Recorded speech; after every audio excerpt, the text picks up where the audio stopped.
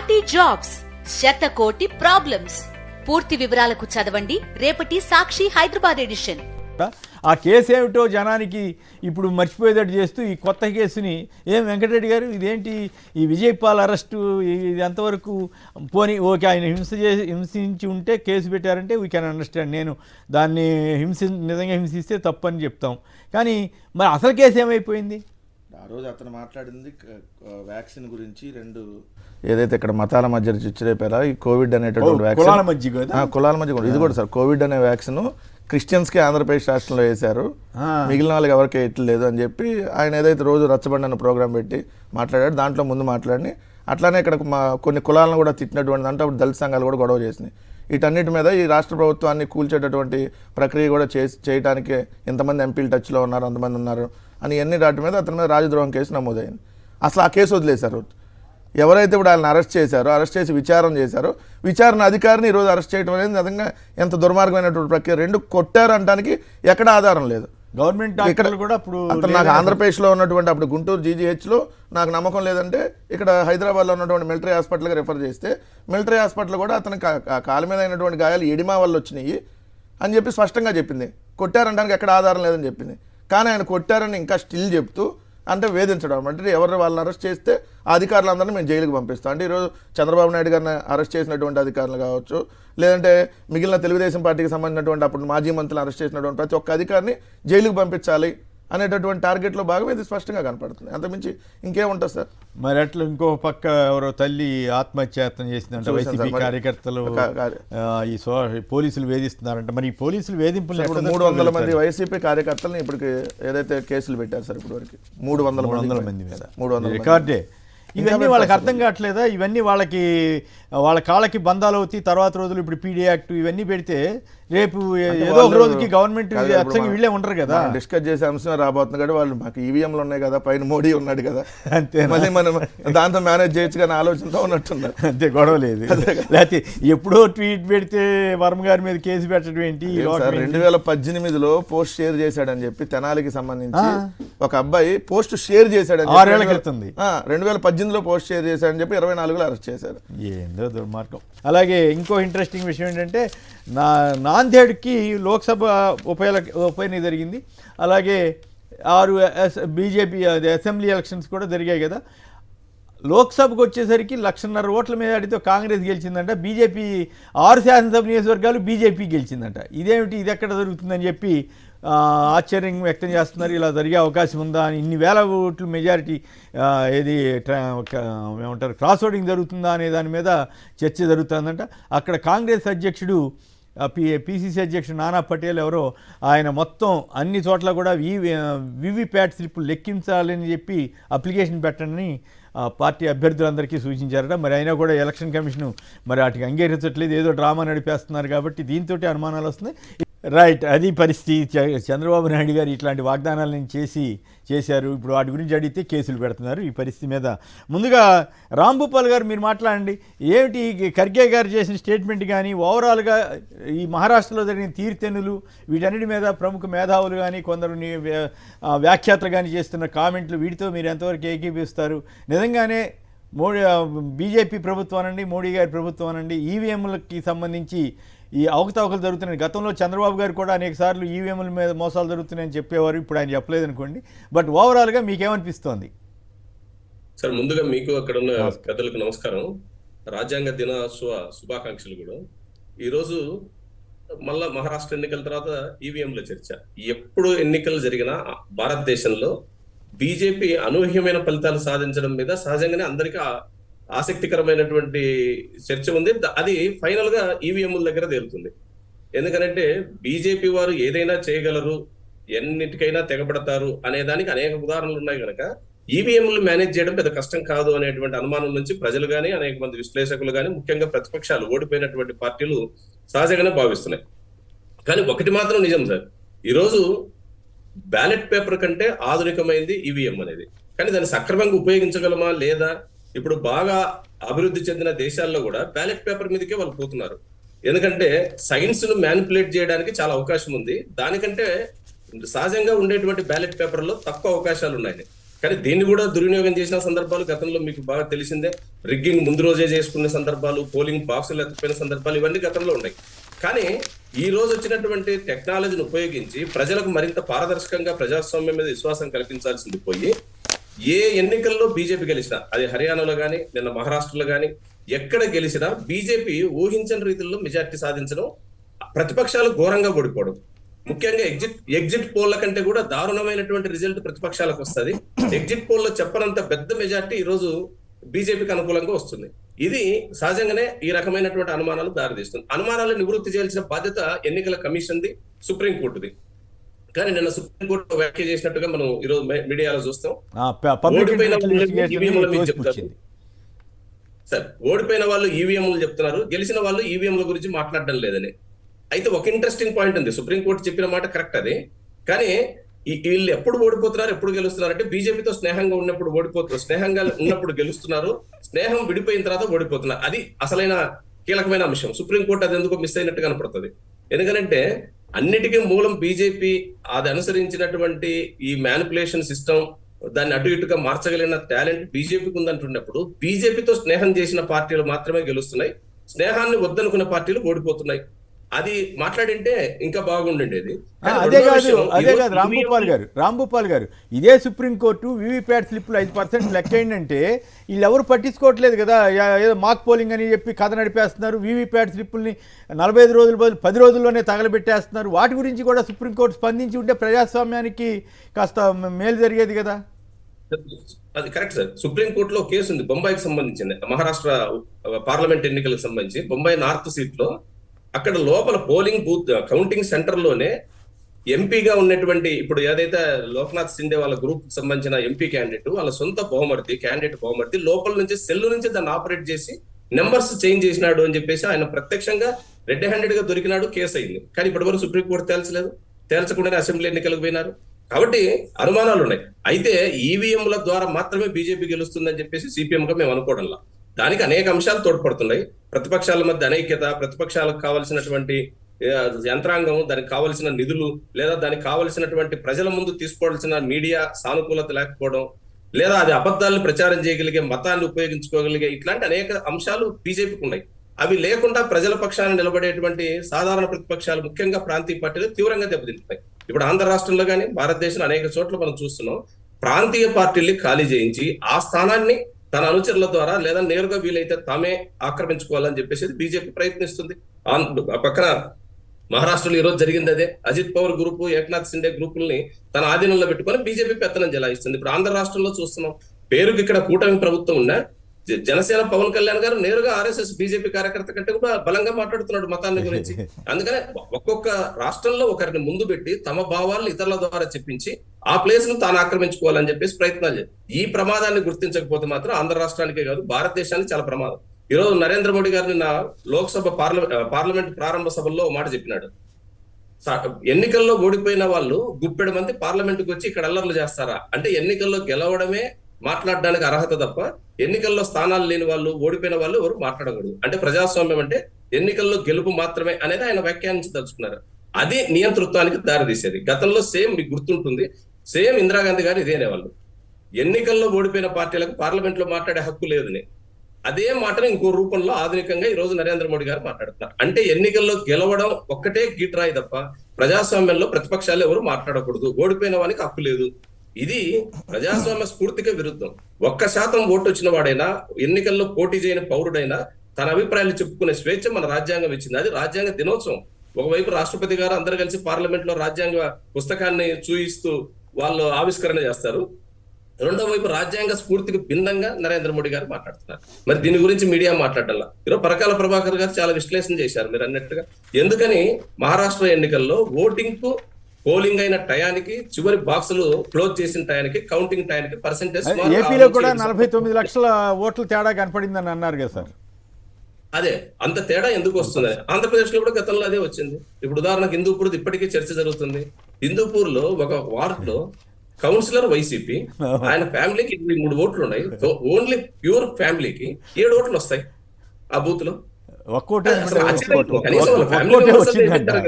మళ్ళీ పార్లమెంట్ వచ్చేటప్పుడు 472 ప్రజలందరూ కూడా బదుల్లో ఉన్నారు, లేదా ప్రజలందరూ కూడా టీడీపీ కూటమిని నమ్మినారు అనుకుందాం. కనీసం ఆయన పార్టీ ఫ్యామిలీ మెంబర్స్ అని చేసింటారు, ఆయన ఊరంతా తిరిగి ప్రచారం చేసినట్టు, కానీ ఇప్పటి వరకు ఆయన గురించి ఆ చర్చే అవకాశమే లేకుండా. అందుకనే అనుమానాలు ఉండే మాట నిజం, కానీ ఇది ఒక్కటే పరిష్కారం కాదు. బీజేపీకి ఇతర బలాలు ఉన్నాయి, అవి గుర్తించకుండా కరెక్టే. ఇతర బలాలను మీరు అన్ని కంట్రోల్ చేసినా కూడా ఈవీఎం మేనేజ్ చేస్తే మొత్తం మీ కథ అంతా పోద్ది కదా. ఆ పరిస్థితి రాకూడదు కదా రాంభూపాల్ గారు. Right, okay. ఇక ఈ విషయాల్లో అనుభవం తర్వాత అనేక ఉదాహరణలతో చెప్పగలిగిన నిపుణుడు, మేధావి అయినటువంటి కృష్ణరాజు గారి వ్యాఖ్యలు విందాం. నమస్తే అండి అందరికి. సార్, ఇప్పుడు ఎలక్ట్రానిక్ ఓటింగ్ మిషన్లకు సంబంధించి భారతదేశ భవిష్యత్తును, ప్రజా తీర్పును యంత్రాల మీద మాత్రమే ఆధారపడేలాగా చేయటం అనేది భావ్యం కాదు. ఈ యంత్రాలతో పాటు వీవీప్యాట్లను కనీసం 25%, 30% లెక్క పెట్టి వాటిని అదే వీవీప్యాట్ లో వచ్చిన సింబల్స్ లో వచ్చిన దానిని, అలాగే ఈ ఓటింగ్ మిషన్ లో ఉన్న సమాచారాన్ని బేరీజు వేసుకున్న తర్వాత మాత్రమే ఫలితాలు ప్రకటించాలి. రెండోసారి ఇక్కడ ఎన్నికల సంఘం వ్యవహార శైలి కూడా ఎందుకో అనుమానాస్పదంగా, మొండిగా, వితండంగా ఉంది. వారు పనిచేయాల్సింది ప్రజల కోసం. ఈ ప్రజల కోసం రాజకీయ పార్టీలు ఉన్నాయి. వారు చెప్పినది ఎన్నికల సంఘం కనీసం వినాలి, కానీ అట్లా వినే ప్రయత్నం కూడా చేయటం లేదు. చేయకుండా ఈ వీటిలో ఎక్కడ ఎటువంటి లోపం లేదు, ఇవన్నీ చాలా లోపభూయిష్టంగా ఉన్నాయి అని పదే పదే చెప్తున్నారు. కానీ ఈ డిస్క్రిపెన్సీస్ అంటే ఈ అంకెల్లో తేడాలు ఏవైతే వస్తున్నాయో వాటి గురించి మాత్రం వారు వివరణ ఇవ్వటం లేదు. అదే సందేహాలకు కారణమవుతుంది. మీరు చెప్పినట్టు ఆంధ్రప్రదేశ్ తో పాటు దేశవ్యాప్తంగా పోలైన ఓట్లకు, లెక్కింపు ఓట్లకు ఎందుకు తేడా వస్తుంది? మరి ఆ విషయం మీద వారు చెప్పాలి కదా. ఆ విషయం చెప్పకుండా మా వీవీప్యాట్లు ఇవాళ మా మిషన్ లో తేడా లేవని చెప్పడం ఏమిటండి? రెండవది, అసలు పోలింగ్ పర్సంటేజ్ ఎంత? ఇది మనం చాలా గొప్పగా మన పోలింగ్ అనేది మనకి కౌంటింగ్ అనేది ఉదయం 7 గంటల ప్రారంభమైతే సాయంత్రానికల్లా మొత్తం ఫలితాలు వచ్చేస్తాయని చెప్పి గొప్పగా చెప్పుకున్నాం, మంచిదే. కానీ ఈ ఓటింగ్ శాతం ఎంత అనేది ఎందుకు వెంటనే చెప్పలేకపోతున్నారు? ఓటింగ్ శాతాన్ని క్రోడీకరించి చెప్పడానికి అనేక రోజులు ఎందుకు తీసుకుంటున్నారు? అక్కడ మళ్ళీ సందేహాలు వస్తున్నాయి. అంటే ఎన్నికల సంఘం తీరు ఎట్లా ఉంటుందంటే, వారు చేస్తున్న తప్పులకు లేదా వారు అనుమానాలకు తావిస్తూ మీరు ఈవీఎంలను మీరు తప్పు పట్టద్దని చెప్పడం భావ్యం కాదండి. రెండోది ఏంటంటే, అసలు ఈవీఎంలకు సంబంధించి ప్రధానంగా 3 యూనిట్లు ఉన్నాయండి. ఇది ఒకటి ఓటింగ్ మెషిన్, అంటే మనం బటన్స్ వివిధ పార్టీల గుర్తులతో ఉండే బటన్ మెషిన్ ఒకటి. రెండవది వివిప్యాట్స్ అండి. మూడవది కంట్రోలింగ్ యూనిట్. ఇదే చాలా కీలకమైందండి. వాళ్ళు చెప్తారంటే మా దగ్గర చాలా పారదర్శకంగా ఉన్నాం మేము అని చెప్పి చెప్తున్నా. ఈ ఈవీఎం ఈ 3 యూనిట్లకు సంబంధించి మనం ఏ గుర్తుకు నొక్కుతున్నామో అది మనకు తెలుస్తుంది, ఓటర్ సాటిస్ఫై అవుతాడు. రెండోది, మనం నొక్కిన గుర్తుకే వివిప్యాట్ వస్తుంది, చూస్తున్నాడు, సాటిస్ఫై అవుతున్నాం. కానీ ఈ సమాచారం అంతా నిక్షిప్తమవుతుంది ఎక్కడండి? కంట్రోల్ యూనిట్ లో. ఈ కంట్రోల్ యూనిట్ లో ఎటువంటి సమాచారం వెళ్తుంది అంటే, మనం నొక్కిన గుర్తుకు సంబంధించిన సమాచారం వెళుతుందా, వేరే వెళుతుందా అనే దానికి ఎక్కడా కూడా వాళ్ళు చెప్పటం లేదు. అక్కడ అనుమానాలు వస్తున్నాయి. ఆ కంట్రోలింగ్ యూనిట్ ను మేనేజ్ చేయవచ్చు అని చెప్పి స్వయాన ఇప్పటి రాష్ట్ర ముఖ్యమంత్రిగా ఉన్న చంద్రబాబు నాయుడు గారు గతంలో వేమూరి హరిప్రసాద్ గారితో కలిసి చెప్పిన మాటలు. చంద్రబాబు నాయుడు గారి టెక్నికల్ అడ్వైజర్ వేమూరి హరిప్రసాద్ గారు అయితే ఒక ఈవీఎం మిషన్ ను తెచ్చి, అంటే దొంగిలించే మాట కూడా ఒకటి వాడేది, కోర్టులో దానికి సంబంధించి కేసు అయింది, దాన్ని తెచ్చి దానిని హ్యాక్ చేసి చూపించారు. అంటే ఇట్లాగా ఇది అసాధ్యమైనటువంటి, హ్యాక్ చేయడం అసాధ్యం కాదు. కంట్రోల్ యూనిట్ అనేది ఒక నిక్షిప్తమవుతున్న సమాచారంలో అది ఎటువంటి సమాచారాన్ని నిక్షిప్తం చేస్తుందో మనకు తెలియటం లేదు. కాబట్టి ఇటువంటి సందేహాలు అనేకానేకం ఉన్నందున ఎన్నికల కమిషన్ ఆ సందేహాలను నివృత్తి చేయడం మానేసి, మీకు ఇది అలవాటైపోయింది, మీరు గెలిస్తే మీరు ఓకే అంటారు, ఓడిపోతే ఇంకోటి అంటారని చెప్పి ఎన్నికల కమిషన్ అంటాం, సుప్రీంకోర్టు కూడా అనటం అనేది అత్యంత విచారకరమైన విషయం అండి. సుప్రీంకోర్టు అనేది పారదర్శకంగా ఉండాలి. మీరు సుప్రీంకోర్టు గతంలో మీకు ఏం చెప్పిందంటే, మీరు అభ్యర్థులు ఎవరన్నా కోరితే కొన్ని నియోజకవర్గాల్లో మీరు వీవీప్యాట్లు లెక్కించాలని చెప్పి చెబితే అది దాన్ని ఎక్కడన్నా ఎన్నికల సంఘం దాన్ని ఇంప్లిమెంట్ చేస్తుందండి? అది చేయట్లేదు. అది చేయకపోగా మాక్ పోలింగ్ అంట. మీకు ఎన్నికలు అయిపోయిన తర్వాత మాక్ పోలింగ్ ఎవరికి కావాలండి? అభ్యర్థి అడుగుతుందండి నాకు ఎన్ని ఓట్లు వచ్చినాయి, ఎన్ని ఓట్లు ఈవీఎంలో. కృష్ణరాజు గారు, ఇప్పుడు మహారాష్ట్రలో కూడా వీవీప్యాట్ స్లిప్పులు లెక్కించాల్సింది అని చెప్పి కాంగ్రెస్ వాళ్ళు అప్లై చేస్తున్నారట, ఈ వారం రోజులు అప్లై చేసేస్తారట. మరి ఇప్పుడు హర్యానాలో కూడా అప్లై చేసినా ఎవరు పట్టించుకున్నట్లేరు కదా. ఏపీలో పట్టించుకోలేదు, హర్యానాలో పట్టించుకోలేదు, అక్కడే డౌట్ వస్తుంది కదా. అందుకే మల్లికార్జున్ ఖర్గే కాంగ్రెస్ అధ్యక్షుడు డైరెక్ట్గా ఈవీఎంలు తీసుకెళ్ళి అహ్మదాబాద్ గోడౌన్లో పెట్టుకోండి, మోడీ గారి ఇంట్లోనో లేకపోతే అమిత్ షా గారి ఇంట్లోనో పెట్టుకోండి అని ఆయన అంటున్నారు. దాన్ని నివృత్తి చేయడానికి కేంద్ర ప్రభుత్వం కానీ ఎన్నికల సంఘం కానీ చివరికి ఆదేశాలు ఇచ్చిన సుప్రీంకోర్టు కానీ ఎందుకు ముందుకు రావట్లేదు అన్నదే ఇప్పుడు ప్రశ్న. అదే సార్, ఇక్కడ విషయం ఏంటంటే అనేక సందేహాలు వస్తున్నాయి. ఆ సందేహాల్లో కూడా కొంత శాస్త్రీయత కనిపిస్తోంది. అయినప్పటికీ కూడా ఎన్నికల సంఘం కానీ కేంద్ర ప్రభుత్వం కానీ చలించడం లేదు, స్పందించడం లేదు. మీకు ఒక చిన్న ఉదాహరణ సార్, నిన్న కాక మన మహారాష్ట్రలో జరిగిన ఎన్నికల్లో ఆ అవధాన్ అనే గ్రామంలో కాంగ్రెస్ అభ్యర్థి అండి కునాల్ బాబా అనే ఆయనకు ఆ గ్రామంలో కేవలం ఒకే ఒక ఓటు కూడా రాలేదని 0 ఓట్లు. అయితే మేమందరం ఓట్లు వేసాం, మా అభ్యర్థికి 0 ఓట్లు రావటం ఏంటని చెప్పి ఆ గ్రామస్తులంతా కూడా బైఠాయించారు, రాస్తారోకో చేశారు. అంటే ఏం జరుగుతుంది అక్కడ? ఈ ఎన్నికల సంఘం తన వైఖరిని మార్చుకొని ప్రజల సందేహాలను, రాజకీయ పార్టీల సందేహాలను నివృత్తి చేయవలసిన బాధ్యత ఆ ఎన్నికల సంఘంపై ఉంటుందండి. లేకపోతే ఆ ఎన్నికల సంఘానికి ఈవీఎంలకి వ్యతిరేకంగా దేశవ్యాప్తంగా ఆందోళనలు జరిగే అవకాశం ఉంది.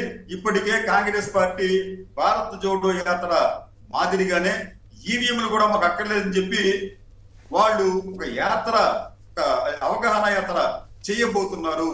ఇదే బాటలో మరిన్ని రాజకీయ పార్టీలు. శరద్ పవార్ కూడా ఈవీఎం తప్పుపడుతూ నిన్న కామెంట్ చేశాడండి. అదే సార్, ఇప్పుడు ఒకటిసారి ఇక్కడ తప్పు పట్టడంలో తప్పు ఉందనుకుందాం పోనీ, కానీ సందేహాలు ఉన్నాయి.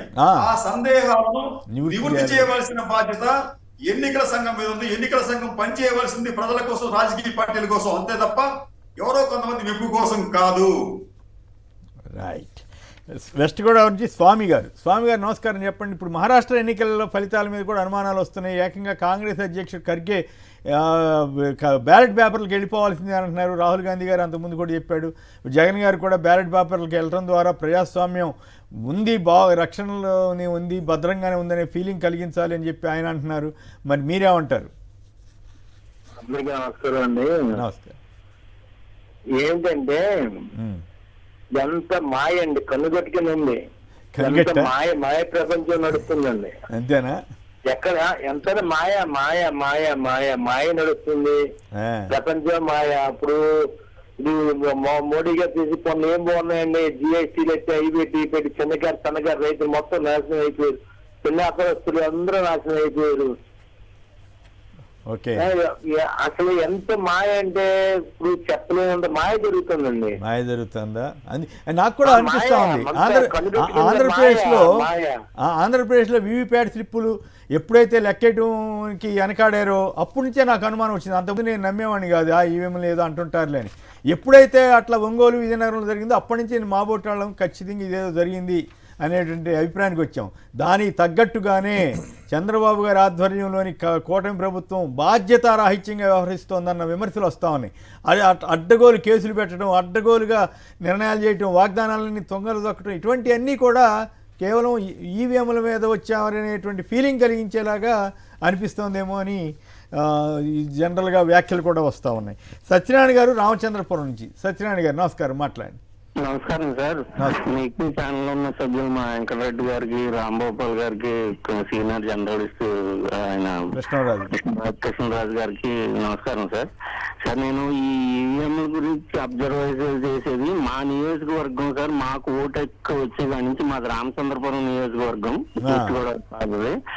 బోత్ గారు, త్రిమూర్తులు గారు పోటీ చేసినా, ఎవరు పోటీ చేసినా, ఎన్టీఆర్ పార్టీ పెట్టినప్పుడు చిక్కాల రామచంద్రరావు గారు, మెర్లవేరి చౌదరి గారు పోటీ చేసిన మా నియోజకవర్గంలో మెజార్టీ అనేది హైయెస్ట్ చిక్కాల రామచంద్ర గారు 16,000 వచ్చింది సార్ ఆ రోజుల్లో. చిక్కాల రామచంద్ర గారు రామచంద్రపురం తాళరేవు కదా ఆయన. అవును, తాళరేవుని ఇప్పుడు రామచంద్రపురం చేశారు సార్.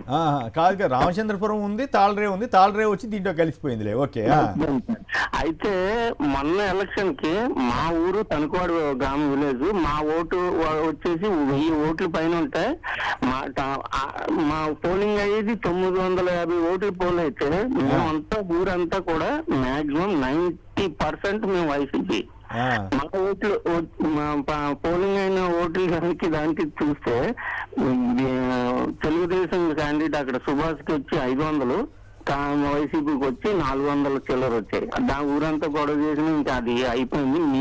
మీ మాటలకి నేను ఎక్కువ సార్, ఖచ్చితంగా ఈవీఎంలో గోల్మాల్ జరిగింది. ఎందుకంటే మీ ఊళ్ళో తక్కువే జరిగింది కంపారిటివ్ గా. 400 ఓట్లన్నీ వచ్చినాయి. ఆ హిందూపురం ఇటువంటి చోట్ల అయితే మరి అన్యాయంగా ఒక్క ఓటు ఇట్లా వచ్చినాయి అంట. ఆయన మా వార్డు కౌన్సిలర్ అండి, వైసీపీ వార్డు కౌన్సిలర్.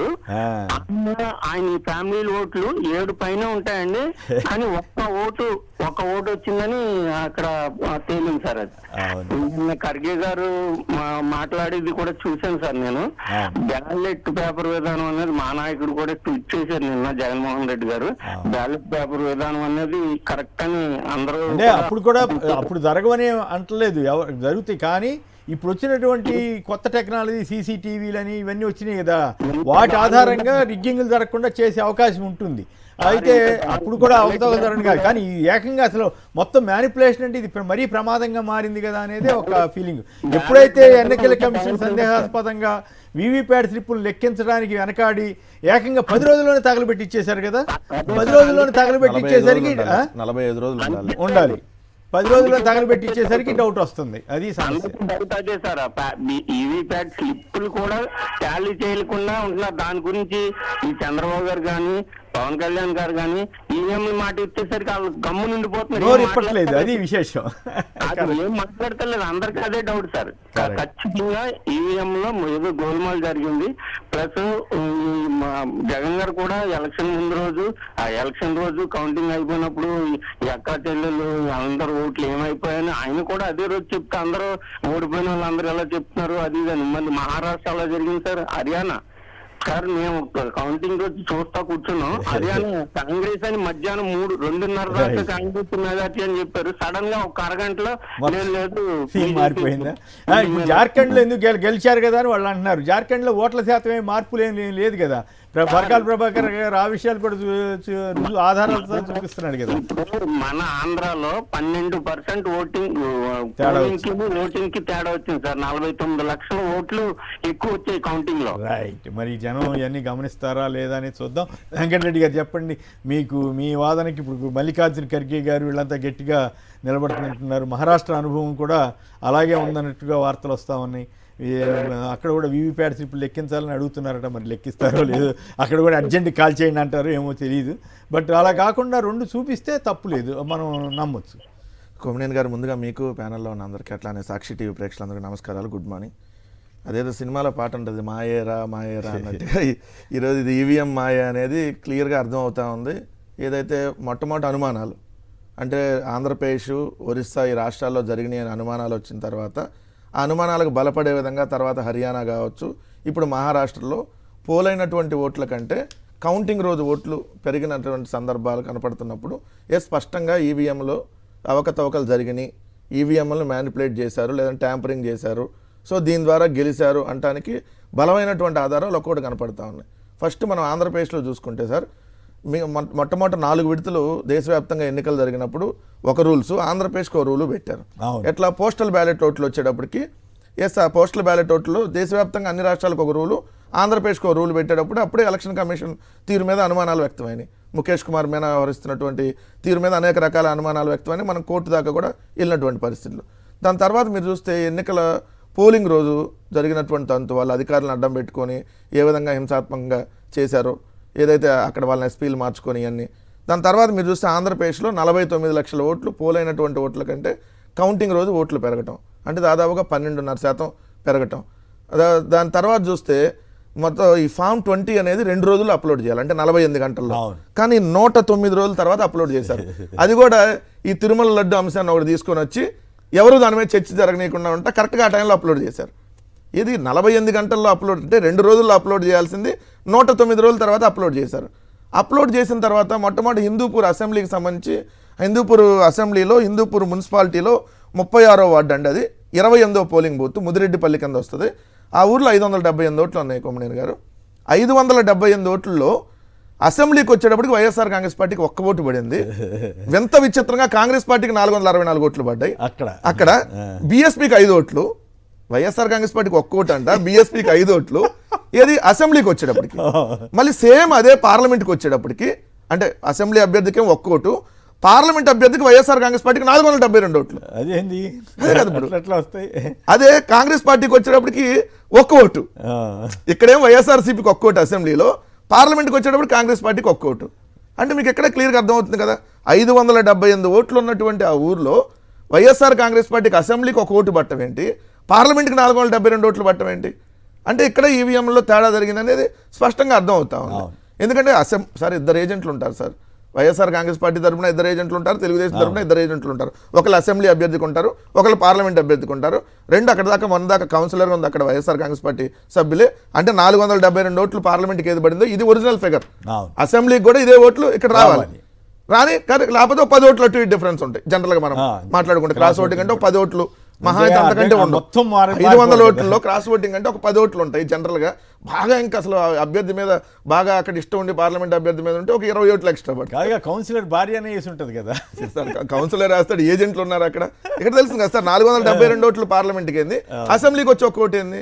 దాని తర్వాత మీరు చూస్తే ఈవీఎంల బ్యాటరీలకు సంబంధించిన దాంట్లో మన విజయనగరం మహారాష్ట్రలో కూడా ఈవీఎం బ్యాటరీ ఛార్జింగ్ జరిగింది సార్, అది చెప్తాను. ఈవీఎం బ్యాటరీలకు సంబంధించి చూస్తే ఈ సీసీ కెమెరాలో 50% ఛార్జింగ్ ఉన్నట్టు సీసీ కెమెరాలో రికార్డ్ అయింది. ఇది పోలైన రోజు మన ఈవీఎంను క్లోజ్ చేసేటప్పుడు ఉన్నటువంటి బ్యాటరీ ఛార్జింగ్ పర్సెంటేజ్ 50% ఉంది.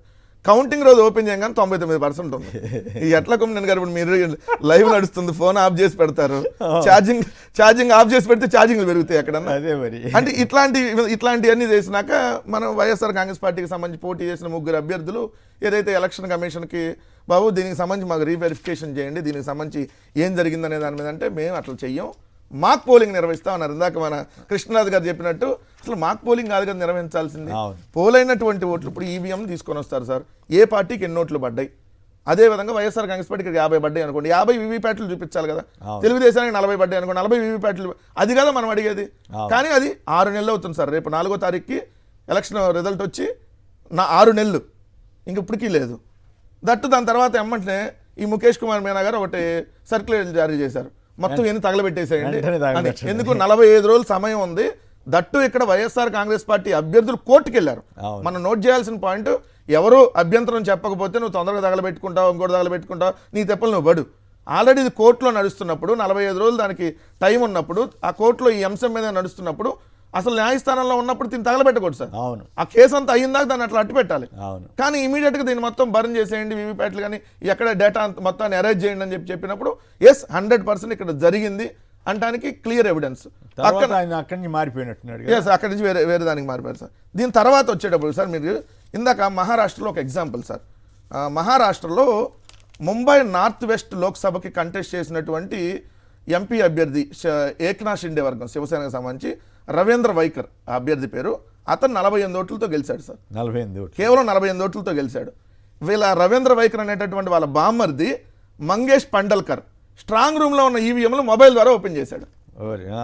స్ట్రాంగ్ రూమ్లో ఉన్నటువంటి ఈవీఎంని ఓట్ల లెక్కింపు కంటే ముందే గోర్గావ్ అనేటటువంటి కౌంటింగ్ కేంద్రంలో ఏదైతే ఈ ఎంపీ అభ్యర్థి గెలిచినటువంటి ఇప్పుడు ఎంపీ 48 ఓట్లలో గెలిచినటువంటి ఎంపీ అభ్యర్థి వాళ్ళ బామ్మర్ది మంగేష్ పండిల్కర్ తన మొబైల్ ఫోన్లో అమర్చిన ప్రత్యేక డివైస్తో ఈవీఎంను ఓపెన్ చేస్తే ఆ విషయాన్ని అక్కడ గుర్తించి రిటర్నింగ్ అధికారికి కంప్లైంట్ ఇస్తే కేసు పెట్టారు ఐపీసీ 188 సెక్షన్ కింద. ఎట్లా ఓపెన్ చేస్తాడు? ఒక 48 ఓట్లతో. 2 ఇక్కడ మహారాష్ట్రలో మీరు ఇప్పుడు చిన్న ఎగ్జాంపుల్ సార్, మహారాష్ట్రలో చూసుకుంటే పోలైనటువంటి ఓట్ల కంటే కౌంటింగ్ రోజు 5,04,313 ఓట్లు అదనంగా వచ్చినాయి. అంటే 5 లక్షల ఓట్లు అదనంగా కౌంటింగ్ రోజు వచ్చినాయి. ఎక్కడి నుంచి వస్తాయి? ఒక ఊర్లో 400 పోలైనాయి అనుకో, 400 ఉంటాయి కదా. దానికి ఇందాక మనకు మిత్రులు పంపించారు సార్, లైవ్ జరుగుతూ ఉంటే మహారాష్ట్రలో జరిగింది కదా సార్. ఇదే మహారాష్ట్రలో లోక్సభ నియోజకవర్గం షెడ్యూల్ నవాపూర్ అనేటటువంటి స్థానంలో 2,41,197 ఓట్లు పోలైనటువంటి ఓట్లు 2,40,022. కౌంటింగ్ రోజు 2,41,193. అంటే పోలైన ఓట్ల కంటే 1,171 కోట్లు అదనంగా లెక్కించారు. అక్కడ గెలిచినటువంటి అభ్యర్థి మెజార్టీ 1,122. చాలా ఇంట్రెస్టింగ్ గా ఉంది. షెడ్యూల్ తెగలకు కేటాయించిన నవాపూర్ అనే స్థానాన్ని ఉదాహరణగా తీసుకుంటే దాంట్లో అసెంబ్లీ నియోజకవర్గానికి సంబంధించి మొత్తం ఓటర్ల సంఖ్య 2,95,786. పోలైనటువంటి ఓట్లు 2,40,022 ఓట్లు. లెక్కించిన ఓట్లు 2,41,193. అంటే పోలైన ఓట్ల కంటే 1,171 ఓట్లు అదనంగా లెక్కించారు. అక్కడ వచ్చినటువంటి మెజారిటీ అభ్యర్థికి 1,122, 1,171కి 1,122. అట్లట్లుగా వాళ్ళు అంటే అవన్నీ కలిపితే మ్యానిపులేషన్స్ ఇవన్నీ 100%. అక్కడ కన్నడలో సార్, కన్నడ విధాన సభ నెంబర్ 105 తాల్నేర్ అనేటువంటి విలేజ్ లో 396 ఓట్లు ఉంటే 312 పోలైనవి. కానీ లెక్కించిన ఓట్లు 624. అయ్యో. దానికి కూడా శివసేనకు 194 అంట యూబీటీ వర్గం, షిండే వర్గానికి 326, ఇండిపెండెంట్ 104. అసలు ఆ ఊర్లో పోలైంది 300. కర్ణాటక కాదు కదా మీరు? కన్నడ విధానసభ. కన్నడ విధానసభ అంటే కర్ణాటక కింద వస్తుంది కదా? అదే సార్, దాని ఇది పాతది. సో దాంట్లో కర్ణాటకలో అక్కడ శివసేన అక్కడ కూడా పోటీ చేసి ఉంటుంది. కన్నడ విధానసభ కాదు సార్, ఇక్కడే కన్నడ అనేది ఉన్నది సార్. అక్కడ కన్నడ దాని నెంబర్ 105 కన్నడ అనే పేరుతోటి ఒక ఇది ఉంది అన్నమాట నియోజకవర్గం. 624 కౌంటింగ్ జరిగింది దానికి సంబంధించి. సో దీని అన్నిటికీ నిజంగా ఈవీఎంలు హ్యాక్ చేయొచ్చా, జరిగినాయా అనే దాని మీద ఒక 2 నిమిషాలు చెప్తాను సార్. చెయ్యొచ్చు అనడానికి ఆధారాలు సార్. ఎందుకంటే ఇందాక వేమూరి హరిప్రసాద్కి సంబంధించి చెప్పారు కదా సార్, 2009లో ఈ వేమూరి హరిప్రసాద్ అమెరికాకు చెందినటువంటి సైబర్ నిపుణుడు అలెక్స్, నెదర్లాండ్కి చెందినటువంటి నిపుణుడు రోప్తో కలిసి 2009లో ఈవీఎంలు హ్యాక్ చేయొచ్చు అని చెప్పి పక్కా ఆధారాలతో వాళ్ళు చూపిస్తే అసలు ఈవీఎం ఎక్కడి నుంచి వచ్చిన దాని మీద కేసు పెట్టారు. అప్పుడు అసలు హ్యాక్ చేయొచ్చు అనేది క్లియర్గా చూపించారు. దాని తర్వాత మధ్యప్రదేశ్లో 2017లో ఒక ఉప ఎన్నిక జరిగితే ఓటర్ల అవగాహన కార్యక్రమం నిర్వహించేటప్పుడు ఈవీఎం మీద బటన్ నొక్కితే ఆ వచ్చే స్లిప్లన్నీ బీజేపీ గుర్తుకు పడ్డాయి 2017లో. 3 ఈవీఎంలను ట్యాంపర్ చేయొచ్చు అని చెప్పి ఆమ్ ఆద్మీ పార్టీకి చెందినటువంటి ఎమ్మెల్యే మే 2017లో ఢిల్లీ అసెంబ్లీలో వేసి చూపించారు సార్, ప్రజెంటేషన్ వేసి. సో ఈవీఎంలని 31 దేశాలు వాడినాయి సార్ ఇప్పటి వరకు. 30 దేశాలు ఈవీఎంలని పాక్షికంగా పూర్తిగా వదిలేసాయి. దాంట్లో మేజర్గా చూసుకుంటే నెదర్లాండ్, రొమేనియా, కెనడా, ఐర్లాండ్, దక్షిణ Korea, UK, Scotland, Belgium, Singapore, Bangla ఇవన్నీ ఈవీఎంలు వద్దు అనుకోని ఈవీఎంల ద్వారా ఎలక్షన్ చేసినాక దీంట్లో ట్యాంపరింగ్ జరుగుతుంది అన్నీ తెలిసిన తర్వాత పూర్తిగా వదిలేసిన ఈ దేశాలు మనం ఈవీఎంలతో మేము ఎలక్షన్ చేయము ఇంకని చెప్పి. మరి ఇప్పుడు మనం ప్రజాస్వామ్య దేశం, అత్యంత పెద్ద ప్రజాస్వామ్య దేశం అనేటువంటి భారతదేశంలో ఈవీఎంల మీద ఇన్ని అనుమానాలు వ్యక్తం అవుతున్నప్పుడు నిన్న జగన్మోహన్ రెడ్డి గారు కూడా క్లియర్గా బ్యాలెట్ పేపర్లతోనే ఎన్నికలు నిర్వహించాలి రేపు వచ్చేటటువంటి ఎన్నికలు అన్నప్పుడు నేను దయచేసి మిగిలిన రాజకీయ పార్టీలను ప్రజానికాన్ని కూడా కోరేది ఏంటంటే ఎన్నికలను నిష్పక్షపాతంగా నిర్వహిద్దాం. ఎన్నికల్లో గెలుపోవడం సహజం, కానీ దొంగదారిగా అడ్డదారిలో గెలిచేసి ఏదో మేము గెలిచేసాము, మాకు 164 సీట్లు వచ్చినాయి అని చెప్పి ఈరోజు ఏ విధమైనటువంటి విధ్వంసం చేస్తున్నారో చూస్తున్నారుగా. నిజంగా ప్రజలు ఇచ్చిన తీర్పుతో అయితే వీళ్ళు ఎందుకంటే మళ్ళీ ప్రజలు మన రేపొద్దున తీర్పు మన ఈ విధంగా చేస్తే రేపొద్దున మళ్ళీ రివర్స్ తీర్పు ఇస్తారనేది వీళ్ళకి నిజంగా ఉంటే, అంటే ఏముందిలే జమిలీ అంటున్నాడు మళ్ళీ మోడీ గారు. ఎస్ జమిలీకి అంటే పైన వానే ఉంటాం, కింద మనమే ఉన్నాం కదా, మళ్ళీ మేనేజ్ చేసుకోవచ్చు అనేటటువంటి ఉద్దేశం వాళ్ళకి బలంగా కనపడుతుంది. పట్టించుకోవట్లేదు అంతే కదా సార్. ఇప్పుడు మొన్న పొత్తు డైరెక్ట్ గా దాంట్లోనే ఉన్నారు కదా. అవును. సో ఇప్పుడు ఏంది క్లియర్ గా చేసుకోవచ్చు అని. ఒరిస్సాలో కూడా సార్ ఎంత ఒరిస్సాలో దారుణం అంటే సార్, బీజేడీకి అంటే బిజు జనతాదళకి బీజేపీ కంటే ఓట్లు ఎక్కువ వచ్చినాయి అసెంబ్లీలో. ఏదో 37,627 ఓట్లు అదనంగా వచ్చినాయి. అంటే వాళ్ళకి 40.22% బీజేడీకి వస్తే బీజేపీకి 40.07% వచ్చింది. కానీ గెలిచిందేమో బీజేపీ. ఇక్కడ చూడండి సార్, 55 అసెంబ్లీలు వచ్చినాయి, ఒక్క పార్లమెంట్ ఒరిస్సాలో బీజేడీకి. ఎంత దారుణం చూడండి సార్. బీజేడీకి పార్లమెంట్ లో 37.53% ఓట్లు వచ్చినాయి. ఏది బిజు జనతాదళకి, నవీన్ పట్నాయక్ గారి పార్టీకి. కానీ పార్లమెంట్ లో ఒక్క సీట్ రాలా. చాలా ఉదాహరణలు చెప్పారు మిత్రం. ఎంత దారుణం అంటే దీని అంతటికి ఇప్పుడు ఇక క్లియర్ కనపడింది సార్. ఒక్క ఎంపీ కూడా రాదా సార్? మరి 37% సీట్లు ఇంకా మీకు 4 వదిలేశారు, 4 కూడా పోయాయి. రైట్. సుధాకర్ గారు కాణిపాకం. సుధాకర్ రెడ్డి గారు నమస్కారం, మాట్లాడండి సంక్షిప్తంగా. నమస్కారం పునీత్ గారు. ఇప్పుడు యాక్చువల్ గా చెప్పాలంటే కూడా ఈ ఈవీఎం ప్రాబ్లం అనేది కంపల్సరీ ప్రతి ఒక్కరికి, ప్రజలకు అందరికీ కూడా తెలుసు, ఎవరికి తెలియకుండా పోవడం లేదు. ఇప్పుడు తిరుపతిలో వచ్చి 7 లక్షల పైగా ఓట్లు వచ్చింది ఎంపీ స్థానానికి. అవును. అక్కడ తిరుపతిలో అసెంబ్లీ స్థానాలు ఎన్ని గెలిచాయి కుమ్మేది గారు? అవును, ఒకటి కూడా గెలవలేదుగా. అంటే ఒకటి ఆడ క్రాస్ ఓటింగ్ జరిగిందట్టు తెలుకుంటే కూడా ఇట్లా ఒకటి అట్లా ఉంటే కూడా 90% క్రాస్ ఓటింగ్ జరగదు కదా కుమ్మేరు గారు, ఎక్కడ కూడా కానీ. ఎక్కడ జరగదు కదా. మరి ఎందుకు అంత ప్రాబ్లమ్స్ వస్తా ఉందంటే యాక్చువల్లీ 40% ఓటు బ్యాంకు వస్తే కనీసం 11 సీట్లు రావడం అది ఎట్లా సాధ్యమవుతుంది కుమ్మేరు గారు? అవును, ఇప్పుడు 21 స్థానాలకు జనసేన పార్టీ నిలిచింది. 21 అంటే 100కి 100 ఎక్కడండి పాస్ మార్కులు వేస్తారు? ఏ ప్రజానికి ఒక ఆయన ఎవరు చెప్తున్నారు, ఒక ఆయన అది సూట్ కేసు పట్టుకుని గూగుల్ మ్యాప్ పెట్టుకుని నియోజకవర్గానికి పోటీకి వెళ్ళాడు. నాకు ఆశ్చర్యం వేసింది. నిజంగా గూగుల్ మ్యాప్ అంటే మీకు తెలియదేమో నాకు వాకింగ్లో చెప్తున్నారు. అచ్చంగా గూగుల్ మ్యాప్ పెట్టుకుని ఆ నియోజకవర్గం ఎక్కడ హెడ్ క్వార్టర్ ఎక్కడుందో చూసుకుంటే వెళ్ళాడంట విమానం దిగి. ఆయన రాయలసీమలో ఆయన గెలిచిపోయాడు, భారీ మెజార్టీతో గెలిచిపోయాడు. ఆశ్చర్యం వేసిందంట. రోజు తిరిగే ఎమ్మెల్యేనే ఓడిపోయాడు, ఈయనేమో గెలిచాడు. అట్లా ఉంటుందండి. అదేవిధంగా తీసుకుంటే కుమ్మేరు ఇంకొక విషయం కూడా, అసలు భారతీయ జనతా పార్టీకి 8 అసెంబ్లీ స్థానాలు వస్తుంది వాళ్ళ నాయకులు చెప్తున్నారు. మేము కల్లో ఊహించలేదు ఆంధ్రప్రదేశ్ లో 8 వస్తుంది, 3 పార్లమెంట్ వస్తుంది, మేము ఊహించలేదు. అసలు 1 వస్తుందన్న నమ్మకం కూడా మాకు లేకుండా ఉండింది. 8 అసెంబ్లీ 3 పార్లమెంట్ ఎలా వచ్చేసింది అంటే ఇక్కడ చూడండి కుమ్మేరు గారు, వాస్తవంగా జరుగుతా ఉంది ఏమంటే మనం వైసీపీ ఫ్యాన్ గుర్తు పైన నొక్కితే అదేం చేస్తుందంటే జనసేన కన్నా పోతుంది, లేదంటే టీడీపీ కన్నా పోతుంది. అది అన్ని బూతుల్లో అలా చేయలేదు కుమ్మేరు గారు. కొన్ని బూతులు ఏం చేస్తారంటే అన్ని చేస్తే ఇంకా తెలిసిపోయి 40% ఓట్లు కూడా రావు కదా. కొన్ని జాగాల్లో అలా చేశారు. అంటే ఎక్కడెక్కడ వాళ్ళు ఫేవరబుల్ కావాలనుకున్నారు అక్కడ వరకే వాళ్ళు వైసీపీ ఎక్కడ బలంగా ఉంది అంటే అక్కడ దెబ్బ కొట్టి ఉండాలి బహుశా. రైట్. సాయి మోహన్ గారు చెన్నై నుంచి. సాయి మోహన్ గారు నమస్కారం, మాట్లాడండి. రైట్. రాంభూపాల్ గారు చెప్పండి. ఇప్పుడు ఒక్క సెకండ్ రాంభూపాల్, ఇందాక నేను చెప్పినటువంటిది కన్నద్ అసెంబ్లీ. దాని పేరు మహారాష్ట్రలోని ఔరంగాబాద్ జిల్లాలో కన్నద్ అనేటటువంటి అసెంబ్లీ స్థానానికి సంబంధించిన దాంట్లో తల్నేర్ అనేటటువంటి విలేజ్. తల్నేర్ అంటే నాకు రాసిన దగ్గర తప్పు రాసుకున్నా.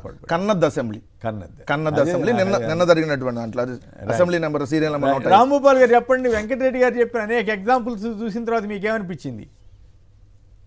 ఒకటి, ఇప్పుడు ఖచ్చితంగా అవకాశం ఉంది. ఎందుకంటే టెక్నాలజీని ఎవరైతే క్రియేట్ చేస్తారో వాళ్ళు మ్యానిపులేట్ చేయడానికి కూడా అవకాశం సహజమైనది. దాన్ని విశ్వాసాన్ని నిలపాల్సిన బాధ్యత ఎన్నికల కమిషన్ది. పెద్ద ప్రజాస్వామ్య దేశం, దాన్ని పరిరక్షించాల్సిన బాధ్యత సుప్రీంకోర్టుది. ఈ 2 వ్యవస్థలు సక్రమంగా పనిచేస్తే తప్ప దీని పట్ల ఉండే అనుమానాలు పోవు. అది కల్పించాల్సిన బాధ్యత సుప్రీంకోర్టు. కానీ సుప్రీంకోర్టు ఏకపక్షంగా వ్యవహరిస్తుందేమో ఈ విషయంలోనే అనిపిస్తుంది. ఎందుకంటే ఎవరు కోర్టుకు పోయినా కరెక్టే, మీరు ఓడిపోతే ఒకటి మాట్లాడతారు, గెలిస్తే ఒకటి. మరి ఓడిపోయిన వాళ్ళే కదా కోర్టు పోయి, గెలిచిన వాళ్ళు ఎందుకు పోతారు? తప్పు చేసిన వాడు కోర్టుకు ఎందుకు పోతాడు? తప్పు జరిగిందా లేదా నిర్ధారించవలసిన న్యాయ వ్యవస్థ అట్లా చేస్తే ఎవరికి చెప్పుకోవాలి కాదు. అది సార్, అది రైట్. అయితే ఇక్కడ ఇంట్రెస్టింగ్ పాయింట్ ఏంటంటే వీవీప్యాట్ స్లిప్పులను లెక్కేయడానికి ఎందుకు వెనకాడుతోంది అని ఎన్నికల కమిషన్. అదే సార్, సిపిఎం గా చాలా స్పష్టంగా మొన్న ఎన్నికల తర్వాత మా పోలిట్ బ్యూరో ప్రకటించింది. మీరు అందరూ చూసిన 50% అయినా కనీసం పీపీ ప్యాటర్న్ లెక్కించండి, అప్పుడే ఈ వ్యవస్థ మీద నమ్మకం కలుగుతుంది. 50% కూడా చేయలేనంత, ఇప్పుడు ఇన్ని వేల కోట్ల రూపాయలు ఖర్చు పెట్టి ఎన్నికలు నడుపుతున్న వ్యవస్థలో 50% పీపీ ప్యాటర్న్ లెక్కించడానికి ఏమి ఇబ్బంది ఉంది? మీరు 50% అడిగారు, సుప్రీంకోర్టు 5% అంటేనే దిక్కులేదు. 5% కదా వాళ్ళు చెప్పింది. 5కే అమలు చేయడం లేదు. ఎట్లా నమ్మకం? అర్జెంట్ గా తగలబెట్టేస్తున్నారు వీవీప్యాట్ స్లిప్లు. అది సమస్య. మీరేమంటారు కృష్ణరాజు గారు? అందులో సార్ ఒకటి సార్, ఎవరైతే ఎన్నికల కమిషనర్లుగా లేదా సుప్రీంకోర్టు జడ్జీలుగా ఉంటున్నారో రిటైర్ అయిన వెంటనే పొలిటికల్ ప్లేస్ లోకి జాయిన్ అవుతున్నారు. అది బీజేపీలో. ఇవన్నీ అనుమానాలకు దారి తీయడానికి అవకాశం ఉంది కదా. అవును. కృష్ణరాజు గారు సార్, ఎన్నికల సంఘం ప్రజల కోసం పనిచేయాలి, రాజకీయ పార్టీలు ప్రజల కోసం పనిచేయాలి, రాజకీయ నాయకుల మాటలకు విలువ ఇవ్వాలి. చంద్రబాబు నాయుడు గారు ఖచ్చితంగా ఈవీఎంలను హ్యాక్ చేయొచ్చు అని చెప్పి చాలా గట్టిగా చెప్పారండి ఆయన.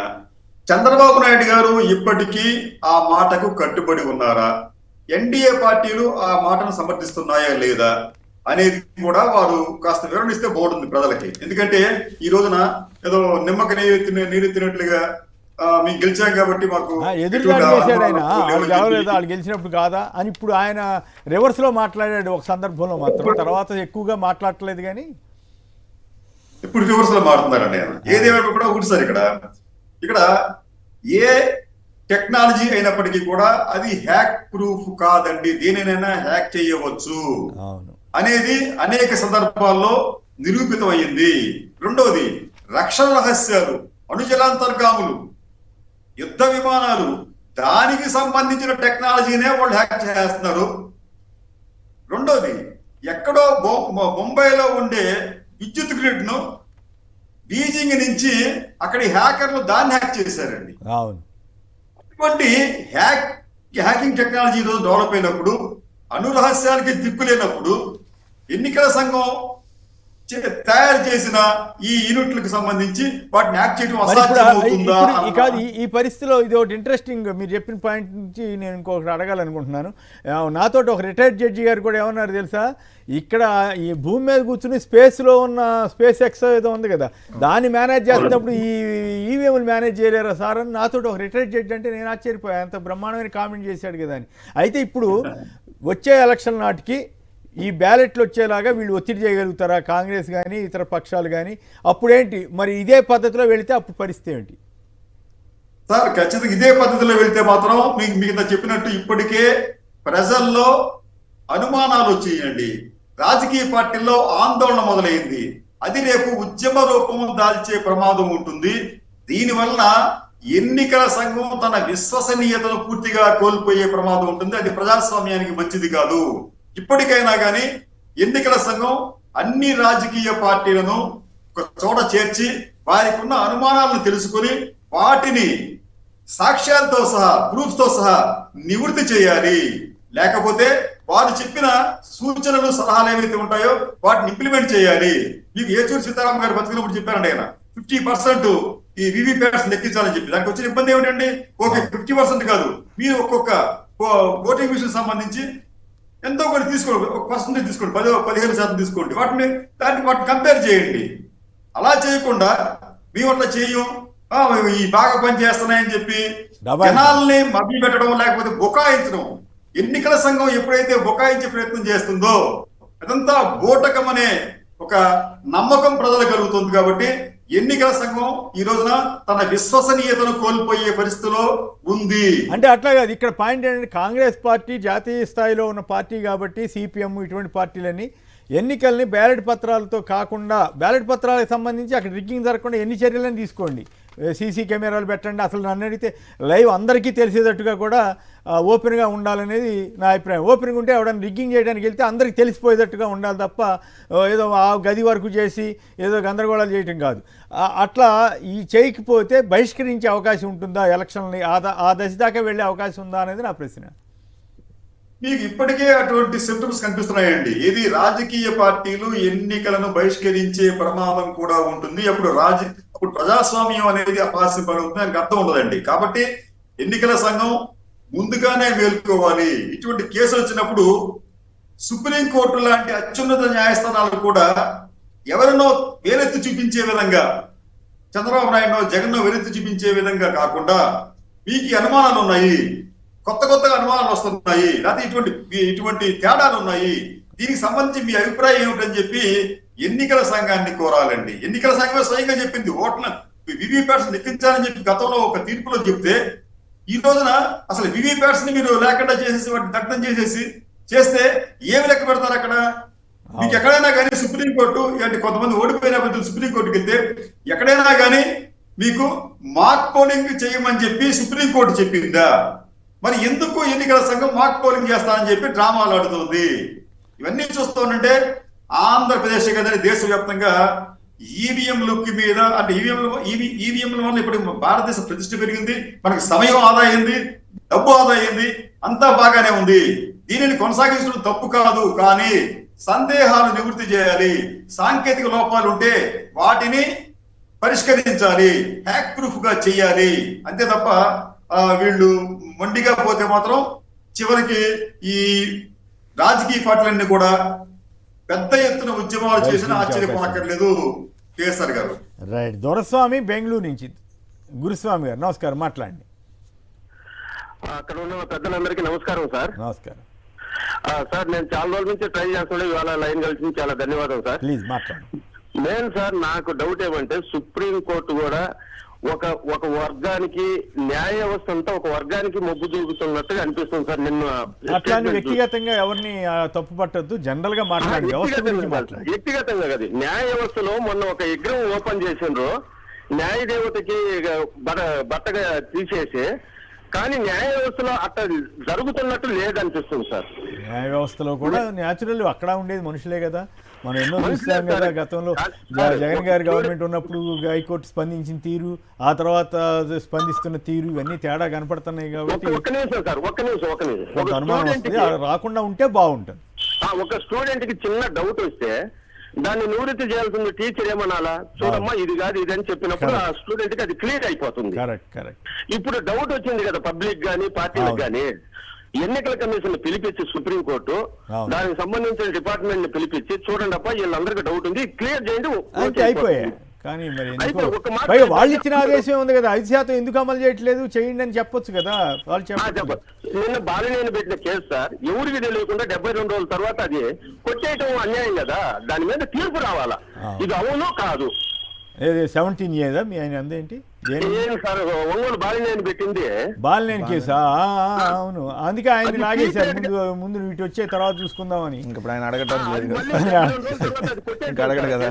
అదే కాదు, ఆయన చెప్పినట్టుగా చంద్రబాబు గారి కేసులో 17A వర్తిస్తుందా అన్న దాని మీద సుప్రీంకోర్టు తీర్పు ఇవ్వలేదు. ఇది ఎట్లా మరి వ్యవస్థ మీద ఇవి అనుమానాలు రావా మరి? రైట్. మరొకరు విష్ణుమూర్తి గారు అమలాపురం నుంచి. విష్ణుమూర్తి గారు నమస్కారం, మాట్లాడండి. హలో మాట్లాడండి. హలో శ్రీనివాస్ గారు, కొమ్మినేని శ్రీనివాస్ గారు నమస్కారం అండి. నమస్కారం, నమస్కారం అండి. ప్లీజ్.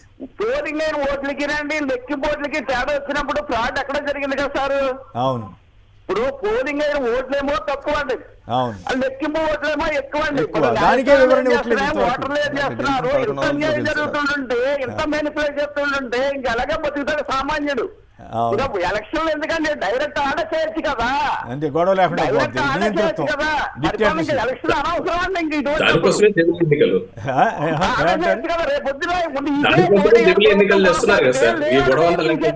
లేనోడికి ఓటు తీసేస్తాడు, లేనోడికి ఓటు తీసేస్తాడండి. లేనోడికి ఓటు అనేది మరి ఆవేశపడమాకండి. కాకపోతే ఆ ఈవీఎంల మేనేజ్మెంట్ వరకు ఈ ట్యాంపరింగ్ అనుమానాలు నివృత్తి చేయాలని కోరుకుందాం. అయితే రాంభూపాల్ గారు, మీ పార్టీ కూడా ఆ దశకి వెళ్ళే అవకాశం ఉందా? ఎన్నికల్లో బహిష్కరణ దాకా వెళ్ళాలి అనే ఆలోచన ఏమైనా చేస్తా ఉందా ఒకవేళ వీళ్ళు ఒప్పుకోకపోతే?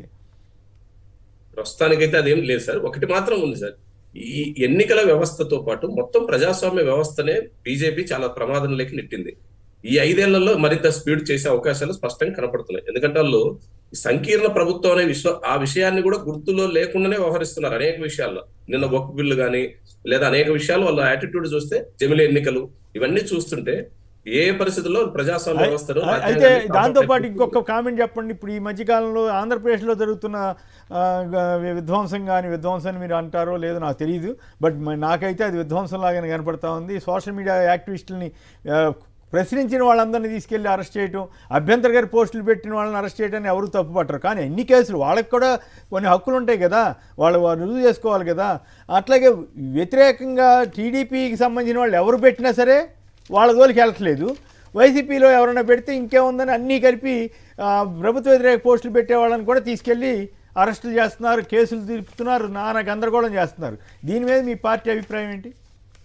ఒకటి సార్, ఈ రోజు తప్పు చేసింటే మీరు అన్నట్టుగా నేరం ఏ రూపంలో చేసినా శిక్ష పడాలా, అది ఎవరని చేసినా, ఏ పార్టీలో ఉన్నా.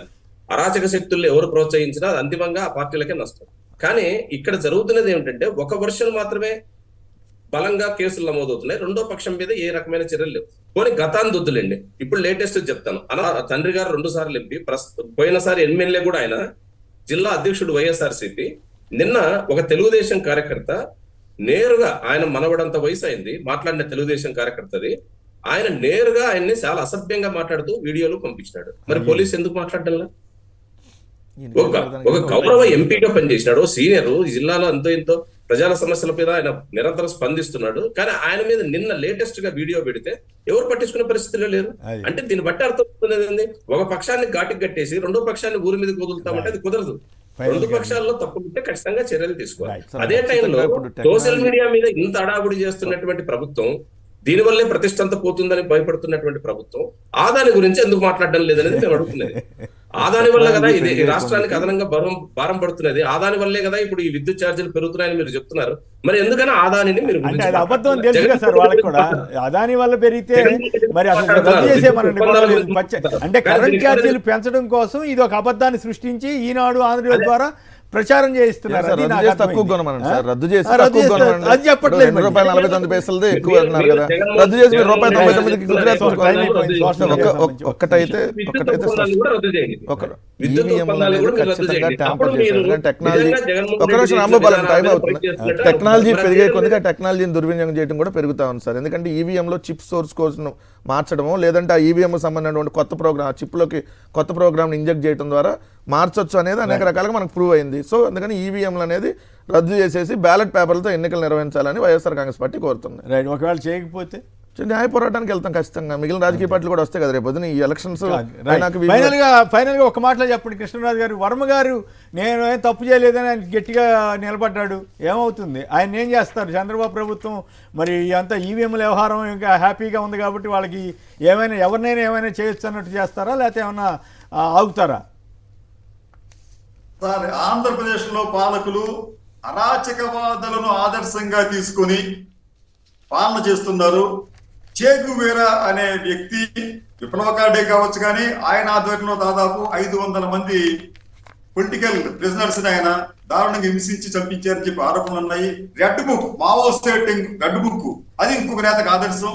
ఈ రెడ్ బుక్ తీసుకొని మావో టుంగ్ గారు కల్చరల్ రెవల్యూషన్ పేరుతో లక్షలాది మంది హత్యకు కారణమయ్యారు. అటువంటి వారు ఈ రాష్ట్ర పాలకులకు ఆదర్శంగా మారుతున్నారు అంటే మనం ఏం ఆశిస్తాం? దగ్గర నుంచి సమన్యాయ పాలన అనే మాట ఉందండి. సమన్యాయ పాలన అనేది దానిని భూస్థాపితం చేశారు. సమానత్వం కావాలంటున్నారు చంద్రబాబు గారు. ఇప్పుడు సమానత్వం గురించి ఉపన్యాసం కూడా చెప్పారు కదా నిన్న. ఏమంటారు? సమానత్వం కావాలని చంద్రబాబు గారు నిన్న అన్నారు. లేదంటే నిన్న రాజ్యాంగ దివస్ సందర్భంగా చంద్రబాబు నాయుడు పెద్ద పెద్ద మాటలు చెప్పారు. నిజంగా చెప్పాలంటే సమన్యాయం అనేది ఆంధ్రప్రదేశ్ లో చంద్రబాబు నాయుడు గారు భూస్థాపితం చేశారు, దాన్ని సమాధి కట్టారు. ఇటువంటి తరుణంలో నిన్న వర్మ గారు లేవడితే ఒక అంశం అండి. నేను ఎవరి మీద అయితే ట్వీట్ చేశానో వారి మనోభావాలు గాయపడినట్లుగా ఎవరు చెప్పట్లేదు, ఇతరులు గాయపడినట్టుగా చెప్పడంలో ఆంతర్యం ఏమిటి అనేది ఆయన ప్రశ్న. అది నిజంగా వ్యాలిడ్ ప్రశ్న. అనేది ఎవరికి బాధ కలిగితే వాళ్ళకి వ్యక్తిగత అంశాలకు సంబంధించి ఎవరికి బాధ కలిగితే వారు కంప్లైంట్ చేయాలి, కానీ ఇతరులు కంప్లైంట్ చేయడం అనేది ఆయన చేస్తున్న ఆర్గ్యుమెంట్. ఇది it's a valid argument. Right. ఆయన అయితే ధైర్యంగా నిలబెడుతున్నట్టున్నాడు.